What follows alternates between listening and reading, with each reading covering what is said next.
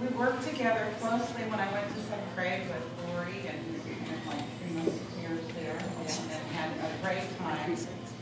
She's been a wonderful friend to me, helping me out, letting me vent, giving me advice. And she is one of the best and truest collaborators I've ever worked with. She has no judgments about her colleagues. She listens to everybody's opinion. Except for mine, of course. But she's open, and she is very helpful when you have a problem to solve. She has been a constant, if not tireless, because I think she does get tired. But she does it anyway. She has been a rep for LCTC for most years. I don't know how many years she hasn't been there. Walked precincts, made those embarrassing phone calls, showed up, picketed when we felt it was necessary. Anyway, she has been a supporter of you and all the rest of us the whole time that she has been at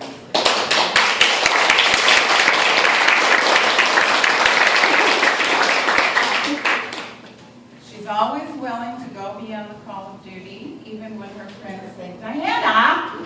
She's still volunteering to do things. And she's the one that gives up her lunchtime to help a hot kid. She goes in the summer when all around town trying to find this child to get him to go to the summer school. We tracked him down at a babysitter's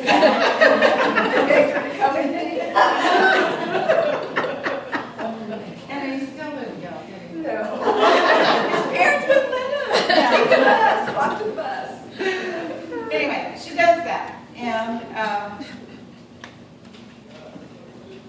I think that her career has been a real credit to all of us. She's the best that of the best teachers. They give me that over the top. It isn't, Diana. Remember in kindergarten you were driving me crazy because you were going to teach those kids you didn't know what time it was?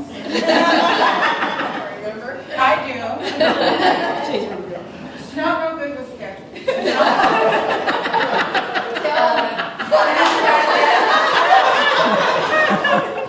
In fact, Diana was supposed to have my birthday, but she came a day late. Yeah.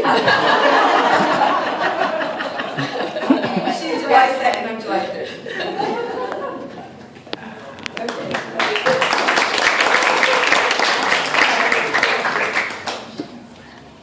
On behalf of the board of education, this is a resolution for 29 years of service. Thank you. And we met each other long ago. Yeah. Bilingual ed. Be glad teacher going around school district with credentialing. Yeah. But we're going to say from year number 1 until this year, as the language development center teacher, she has been one of the most strongest advocates for English learners. I will appreciate very much. Thank you.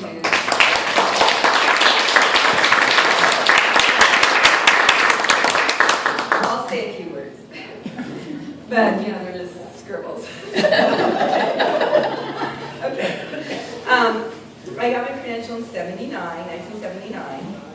But everybody said, "Oh, you can't. You're not going to be able to get a job. You know, there's no jobs for teachers." So I worked on my master's degree in instructional technology.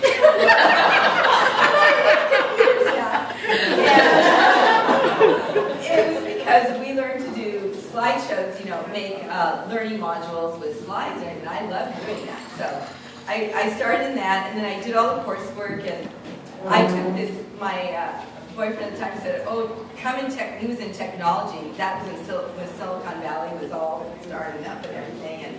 And you know, there's this young company, and they need somebody like you. So I go work there, and they just wanted me to be like a secretary or something, you know, order lunches for the guys. But I realized that place was not for me because it was, you know, nerdy engineers and salespeople, which everyone adored and, you know, bowed down to. So I decided to go to Japan. So I went to Japan, and I taught there for a little over a year. And then I came back to Santa Cruz, and it was the middle of the year, and it was hard to get a job. So I was subbing, and then I started interviewing for Central Valley schools. I'd never been to the Central Valley, so I didn't know what it was like. And there was all these towns like Avenal and Visalia and Merced and everything. And when I came to the interview for Merced, she says, "Oh, please come to Merced. You'll like it, Merced. We have lots of trees." So my boyfriend, which is my husband now, we drove for this second interview in Merced, and we're driving down these roads, these dusty, dry roads. We're going, "Where are all the trees?" There were no trees. And the school we assigned me to had one tree, and the guy was trimming it. So it was just not branches. And they had one tree on the playground, and it was so hot doing yard duty there. You would just die. It was horrible. And the teachers all say, "Santa, who would cover that?" I did. So, you know, I worked here, and you know, I loved all the people there. They were really good people to work with, and I met a lot of the Southeast Asian community at that time. The boat people were coming over. They called them the boat people. It was Hmong and Laotians and Mien, and you know, it was very interesting learning about their culture and all that. And so then Richard and I got married, and in the summer, and then I thought, well, I can't leave this school district because it'll look bad on my record. So I stayed here another year, and the summers are so hot. It's just like you can't even touch your car. It's awful. So anyway, in the spring of the second year, I think, oh, I'm not going to get a job in Santa Cruz. You know, it was so hard before, and this and that. And my husband and I, we were eating in this Colombian restaurant between Merced and Yosemite, and it was very popular at the time. And there was this group of people behind us, and Richard kept hearing, "Teachers, jobs, and this thing." And excuse me, are you teachers? And they said, "Yes." And they said, "Oh, what are you talking about?" "Well, there's a job fair for Monterey County, you know, whatever, I can't even think of the word." So we went, so they told us all about it, and I went to that, and that's when I got hired for Slay City School. So that was just really weird how that all happened. And this is a funny story. So the summer of '85, and I was going to start working in the fall. That's when Peggy Countryman was working there in the, I guess, personnel office or whatever. And I had an appointment with her. So I'm always late for everything. So I'm driving down the Castroville Boulevard. I'm not really sure where Salinas is because I've only been there once in my whole life. So I'm driving there thinking, and finally, and no cell phones at the time, and I look at my watch and go, "Oh my God, it's almost 5 minutes." I better stop and call, and I said, "Oh, just forget it, that's okay, I won't go in." So I stop at this phone booth, and on the side of the road, it's like coming into, you know, Market Street. And I get on the phone to talk to Peggy, and I said, "I'm sorry, babe, I'm running late." She said, "Well, where are you?" And I said, "Well, I'm, you know, I think it's like Market Street or whatever, but that's okay. I'll just come another. Don't worry about whatever. There was this deadline or something that I had to get." I said, "Oh, that's okay. Don't worry about it." She said, "Are you kidding? You have got to get here." And it was because there was a deadline for getting your life credential, and if you didn't fill out these papers, you would never have a life credential. I said, I didn't know what that was. And she said, "You have got to get her. I will wait here till you get here." I know I can. So I got there, and because of her, I never had to do any of that.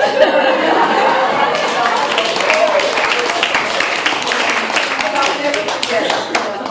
So anyway, that's all I really wanted to say. I've been at a lot of different schools. I've been at Monterey Park. I will say when I got hired at Monterey Park, And I think my mom came with me. We drove to Monterey Park to see how it was before school started. And compared to Ada Gibbons and Merced, when I saw Monterey Park, I was like, oh my God, it's beautiful. Green grass in the front. The building was beautiful. I thought like I died and had gone to heaven, you know. So, but I was at Monterey Park and University Park, and 2 times at University Park, and Cammon and El Gab, and I spent the longest at El Gab, I think. But and at every school, I just met so many people, and just it's been my whole life, because I figure I've been teaching 31 years. So, and I'm going to be 61 in July, so think about it, it's like, wow, that's all your life. So all of my friends are, from the school district. And I was going to say another thing about, I forget what it was. But anyway, I thank everybody a lot, and also Carol Brown, my son had him, and he works at the Bishop Museum now in Hawaii, and he loves it in the archives, and he does research, and he loved your style of teaching, and he just fit in, and he still remembers you, and he's a nice guy. So, but anyway, thank you everybody, and it's been really good. So.